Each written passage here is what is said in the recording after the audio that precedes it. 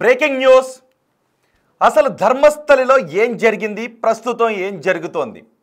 ధర్మస్థలిలో వాస్తవాలు తెలుసుకోవాలి అని మీలో ఎంతమందికి ఉందో కామెంట్ చేయండి. నిజానికి కొన్ని సంచలనం సృష్టించిన కేసుల్లో ఎటువంటి వివరాలు తెలియనప్పుడు ఆ కేసులో ఏం జరిగింది అని తెలుసుకోవాలనే ఆసక్తి చాలా చోట్ల మనకు కనిపిస్తుంది, అందరిలోనూ కనిపిస్తుంది. కానీ అందులో ఏమీ తెలియకుండా అసంపూర్ణంగా రోజులు గడిచిపోతూ ఉంటే ఇందులో అసలు ఏం జరిగింది అనే అనుమానం చాలామందికి వ్యక్తమవుతూ ఉంటుంది. మొన్న గండికోటలో బాలిక హత్య కేసు విషయంలోనూ అవే డౌట్లు అలాగే ఉన్నాయి. ఇప్పుడు ధర్మస్థలిలో శవాలను పూడ్చిపెట్టాను, వందలాది శవాలను ఇక్కడే పాతిపెట్టాను, ధర్మస్థలిలో నేత్రావతి నది ఒడ్డున పాతిపెట్టాను, అక్కడ విగ్రహం దగ్గర రత్నగిరి గుట్ట దగ్గర పాతిపెట్టాను అని చెప్తూ, బాహుబలి విగ్రహం దగ్గర పాతిపెట్టాను అని చెబుతూ ఉన్నాడు. సో అతను చెబుతున్న దాంట్లో, భీమా చెబుతున్న దాంట్లో వాస్తవాలు ఏమైనా ఉన్నాయా? ఇప్పటి వరకు కేవలం ఒక 5-6 అస్థి పంజరాలు మాత్రమే దొరికాయి. అతను నల్లటి ముసుగు వేసుకుని పోలీసుల దగ్గరకు వచ్చి, కోర్టు దగ్గరకు వచ్చి చెప్పినప్పుడు కొన్ని ఎముకలను కూడా తీసుకొచ్చాను అని చెప్పాడు. మరి ఆ ఎముకలు ఎవరివి అనేది ఏమన్నా తెలిసిందా? ఆ ఎముకలు ఎవరివో కూడా ఇంతవరకు తెలియలేదు. ఇప్పుడు కర్ణాటక అసెంబ్లీలో ఈ తతంగం అంతా ధర్మస్థలపై విష ప్రచారం చేయటానికే వాడుకుంటున్నారు, ధర్మస్థల పేరును చెరగొట్టడానికే ఇదంతా చేస్తూ ఉన్నారు అని కొంతమంది ఎమ్మెల్యేలు చెప్తూ ఉన్నారు. వాళ్ళు చెబుతున్నది, అడుగుతున్నది కూడా ఒకటే. అసలు ఆ వ్యక్తి తొలుత తీసుకొచ్చిన పుర్రెలు ఎముకలు ఎవరివోనైనా గుర్తించారా అని అడుగుతూ ఉన్నారు. కానీ ఇంతవరకు ధర్మస్థలలో తవ్వకాలు చేపట్టిన ప్రదేశాల్లో అనుకున్న స్థాయిలో ఎముకలు, పుర్రెలు, చంపి కప్పబెట్టిన ఆనవాళ్లు లభించకపోవడంతో చాలా అనుమానాలు వ్యక్తమవుతున్నాయి. ఇంకా అక్కడ తవ్వకాలు జరుగుతూనే ఉన్నాయి. ఒక్కసారి మనం బాహుబలి విగ్రహం ఉన్న రత్నగిరి గుట్ట దగ్గర ఏం జరిగిందో మనం చూస్తే, అతను ఏం చెప్పాడు? బాహుబలి విగ్రహం ఉన్న రత్నగిరి గుట్ట దగ్గరకు 200 మీటర్ల దూరంలో అక్కడ పాతి పెట్టాను అని చెప్పాడు. సరిగ్గా 200 మీటర్ల దూరంలో తవ్వకాలు జరిపారు. వర్షం వస్తున్నప్పటికీ కూడా వర్షంలో ఉండి మరి హిటాచీలతో అక్కడ తవ్వారు, ప్రొక్లైనర్లతో అక్కడ తవ్వారు. కానీ ఎటువంటి పాతి పెట్టిన ఆనవాళ్ళు కూడా లభించలేదు. అండ్ ఇంకొకటి, రత్నగిరి గుట్ట దగ్గర కొత్తగా మట్టి పోసిన ఆనవాళ్ళు గుర్తించారంట సిట్ అధికారులు. మరి అక్కడికి మట్టి ఎందుకు తీసుకొచ్చి పోసారు అని ఎంఆర్ఓని అడిగితే ఎంఆర్ఓ సరైన సమాధానం చెప్పలేదంట. దీంతో ఎంఆర్ఓకు నోటీసులు కూడా పంపించారంట. అంటే దీంతో కొన్ని అనుమానాలు వ్యక్తమయ్యాయి. ఇక్కడ తవ్వకాలు జరుగుతున్నాయి అని తెలిసి కొంతమంది కావాలి అని తవ్వకాలు జరిపి అక్కడ ఎముకలను మాయం చేసే ప్రయత్నాలు ఏమైనా చేశారా? దృశ్యం సినిమాలో వెంకటేష్ లాగానే కొన్ని అనుమానాలు వ్యక్తమవుతున్నాయి. కానీ అది అవకాశమే లేదు అని కొంతమంది కొట్టిపారేస్తున్నారు. ఎందుకంటే చూడండి ఒకసారి, అదిగో అది 13వ స్పాట్. 13వ స్పాట్ రోడ్డుకి దగ్గరలో ఉంది. అదిగో రోడ్డు, అదిగో ఆ 13వ స్పాట్ రోడ్డు పక్కనే ఉంది.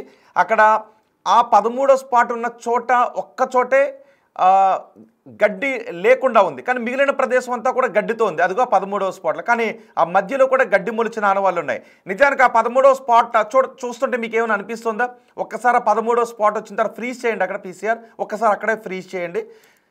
13వ స్పాట్ ప్లే చేసేటప్పుడు మనం ఫ్రీజ్ చేసి చూద్దాం. ఒక్కసారి ఆ 13 కనిపించిన తర్వాత పీసీఆర్ ఒకసారి అదిగో అక్కడ ఫ్రీజ్ చేయండి. అదిగో 13వ స్పాట్. ఆ స్పాట్ని చూస్తుంటే మీకు ఏమనిపిస్తుంది? అక్కడ ఆల్రెడీ తవ్వి ఎముకలను ఏమైనా ఆనవాళ్ళు ఉంటే తీసేసి మళ్ళీ కప్పెట్టేసినట్టుగా, మళ్ళీ మట్టి పోసేసినట్టుగా మీకేమన్నా అనిపిస్తుందా? కొంతమంది ఇదే అనుమానాలు వ్యక్తం చేస్తున్నారు. అదిగో ఒకసారి మళ్ళీ ఫ్రీజ్ చేయండి, అక్కడే ఫ్రీజ్ చేయండి. ఆ 13వ స్పాట్ని మనం ఫ్రీజ్ చేసి కుదిరితే జూమ్ చేయండి. ఆ 13వ స్పాట్ని మనం చూస్తుంటే మీకు ఆల్రెడీ అక్కడ తవ్వకాలు జరిపి మళ్ళీ మట్టి పోసేసినట్టుగా ఏమైనా అనిపిస్తుందా? కానీ కొంతమంది అవునని అంటూ ఉన్నారు, కొంతమంది కాదని అంటూ ఉన్నారు, కొంతమంది ఇంకొన్ని అనుమానాలు వ్యక్తం చేస్తున్నారు. ఎక్కడెక్కడైతే ఆ వ్యక్తితో, ఆ పారిశుద్ధ్య కార్మికుడితో ఖననం చేయించారో ఆ ప్రదేశాల్లో ఇతను చెప్పేస్తాడు అని డౌట్ ఉండి దృశ్యం సినిమాలోలా ముందే అక్కడ నుంచి తరలించేశారని. బహుశా అది కేవలం అనుమానం పట్టడానికి అవకాశం ఉంటుందేమో.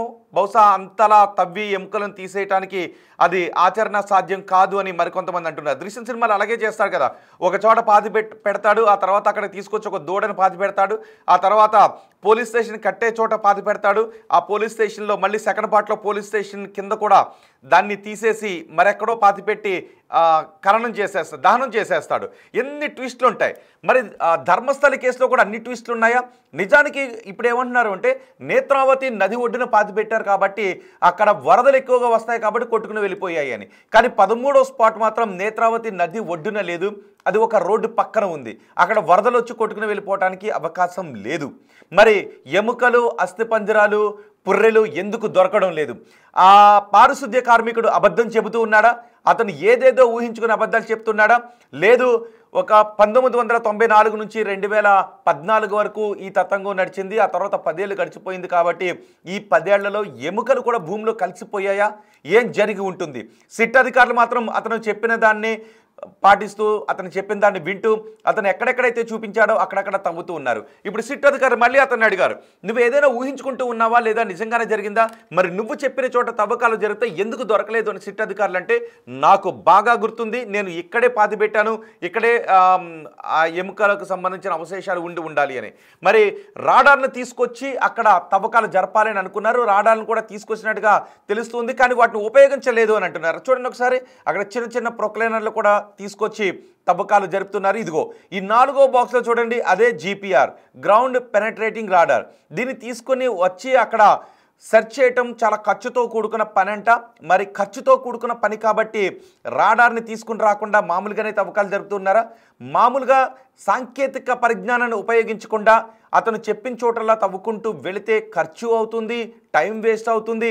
ఒకవేళ దొరకకపోతే, ఏమీ దొరకకపోతే అబాస్ పాలయ్యే అవకాశం కూడా ఉంటుంది. మరి రాడార్ని ఉపయోగిస్తున్నారని తొలుత వార్తలు వచ్చాయి, ఇప్పుడు రాడార్ని ఉపయోగించడం లేదు అంటూ వార్తలు వస్తున్నాయి. అసలు ధర్మస్థలిలో ఏం జరుగుతోంది?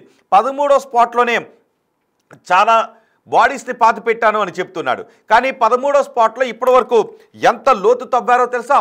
13వ స్పాట్లో సుమారు 15 అడుగుల లోతు వరకు తవ్వారంట. 15 అడుగుల లోతు తవ్వినప్పటికీ కూడా అక్కడ ఎటువంటి అవశేషాలు దొరకలేదు.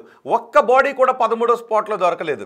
ఇప్పటి వరకు ఏమనుకున్నారు అంటే 9 నుంచి 13వ స్పాట్ వరకు చాలా ఎక్కువ దేహాలను పాతిపెట్టాను అని చెప్పాడు. 9 నుంచి 13వ స్పాట్ దగ్గర తవ్వితే ఎక్కువ ఆనవాళ్ళు దొరికే అవకాశం ఉందనుకున్నారు. 11లో తవ్విన తర్వాత లేదు 11 కాదు, 11కు కొంచెం దూరంలోని మళ్ళీ ఇంకో స్పాట్ చెబితే అక్కడ తవ్వారు. 11/A అని ఆ స్పాట్ను గుర్తించారు. అక్కడికి వెళ్ళి తవ్వకాలు జరిపితే అక్కడ కేవలం ఒక 4 అవశేషాలు దొరికినట్టుగా తెలుస్తుంది. అక్కడ మాత్రమే కొన్ని ఎక్కువగా లభించాయి. ఆ తర్వాత మనకి 6వ స్పాట్లోనే లభించాయి. ఆ తర్వాత ఇంకెక్కడ కూడా ఈ ఆనవాళ్ళు దొరకలేదు. దీంతో అతను చెబుతున్న దాంట్లో వాస్తవాలు ఉన్నాయా లేదంటే ఇతను ఏదైనా ఊహించుకుని చెప్తున్నాడా అనే అనుమానాలు వ్యక్తమవుతున్నాయి. 13వ స్పాట్లో ఏకంగా 15 అడుగుల లోతు తవ్వినప్పటికీ ఒక్క బాడీకి సంబంధించిన అవశేషం ఎందుకు బయటకు రాలేదు? ఏకంగా 13వ స్పాట్లో 70 మృతదేహాలను పాతి పెట్టాను అని చెప్తున్నాడు. మరి 13వ స్పాట్లో ఎవరైనా అక్కడ నుంచి తీసేశారా, తరలించేశారా?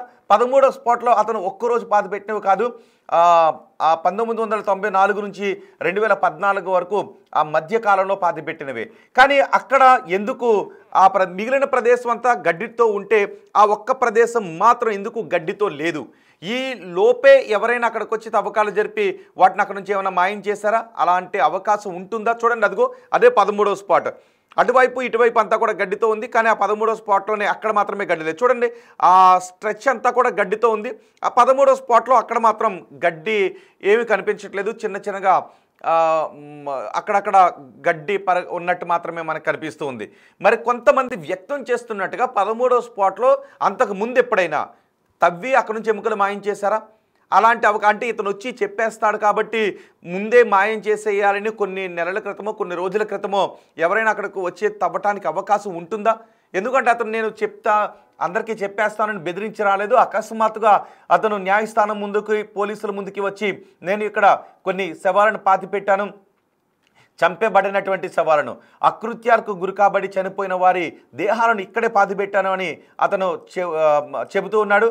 అతను అలా చెప్పేస్తాడు అని ఊహించి అక్కడ నుంచి ముందుగానే తరలించారా? ఒకవేళ అలా తరలించేయాలని అనుకుంటే ఇతనికి ఆ పని అప్పచెప్పడం ఎందుకు? ఒకవేళ ఇతను చెప్పేస్తాడు అనే డౌట్ ఉండి అక్కడ నుంచి ఎముకలను తరలించాలి అని వాళ్ళు తరలించి ఉండుంటే ఆ పని ఇతనికి అప్పచెప్పడం ఎందుకు? వాళ్లే ఎక్కడో ఖననం చేసి ఉండుండేవారు కదా అనే డౌట్స్ కూడా వ్యక్తమవుతున్నాయి. మరి 13వ స్పాట్లో ఏకంగా 15 అడుగుల పైన లోతు తవ్వినప్పటికీ ఒక్క ఆనవాళ్ళు కూడా దొరకకపోవటానికి కారణం ఏంటి?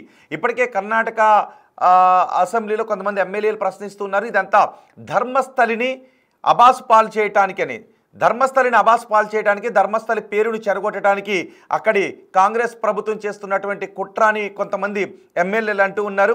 లేదు, అతను చెప్పిన దాంట్లో ఏదో వాస్తవాలు ఉండుంటాయి. ఎందుకంటే శ్మశానం కాని ప్రదేశంలోనే తవ్వకాలు జరిపితే ఒక 5-6 ఎముకలకు సంబంధించిన, దేహాలకు సంబంధించిన ఎముకలు, పుర్రెలు దొరికాయి కదా. మరి శ్మశానం కాని చోట ఒక 5-6 దొరికాయి అంటే అతను చెబుతున్న దాంట్లో ఏదో వాస్తవం ఉండుంటుంది. అతను యాక్యురేట్గా గుర్తించడంలో కొంత కన్ఫ్యూజన్కి గురవుతూ ఉన్నాడేమో అనే అనుమానాలు కూడా వ్యక్తమవుతున్నాయి. మరి ఒకవేళ అదే నిజమైతే ఖర్చు అయినా ఒక 25-30 లక్షలు ఖర్చు అయినా ఆ జీపీఆర్ సిస్టమ్ని ఎందుకు ఉపయోగించడం లేదు అనే క్వశ్చన్స్ కూడా వస్తున్నాయి. జీపీఆర్ సిస్టమ్ను ఉపయోగిస్తే చాలా ఖర్చు ఎక్కువ అవుతుందంట, అంత ఖర్చు పెట్టాల్సిన అవసరం ఉందా అని ప్రభుత్వం అనుకుంటూ జీపీఆర్ సిస్టమ్ని ఆ స్థాయిలో వినియోగించడం లేదు అనే మాటలు కూడా మనకి వినిపిస్తున్నాయి. సో మీరేమనుకుంటూ ఉన్నారు? నిజంగానే అక్కడ ఆ వ్యక్తి ఆ పారిశుద్ధ్య కార్మికుడు చెప్పిన దాంట్లో వాస్తవాలు ఉన్నాయా?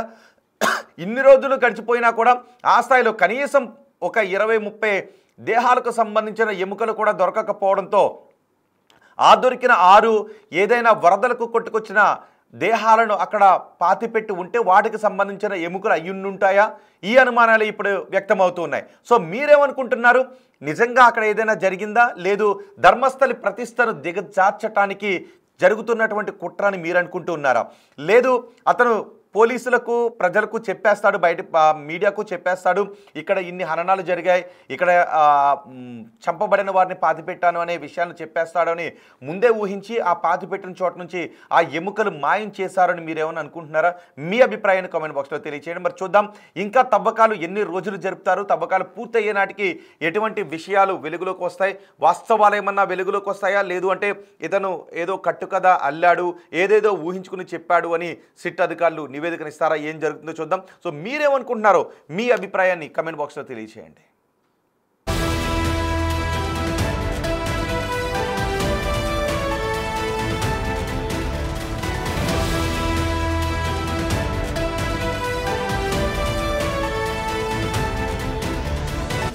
The Big Folk Night 2025 celebrating the soul of Telangana.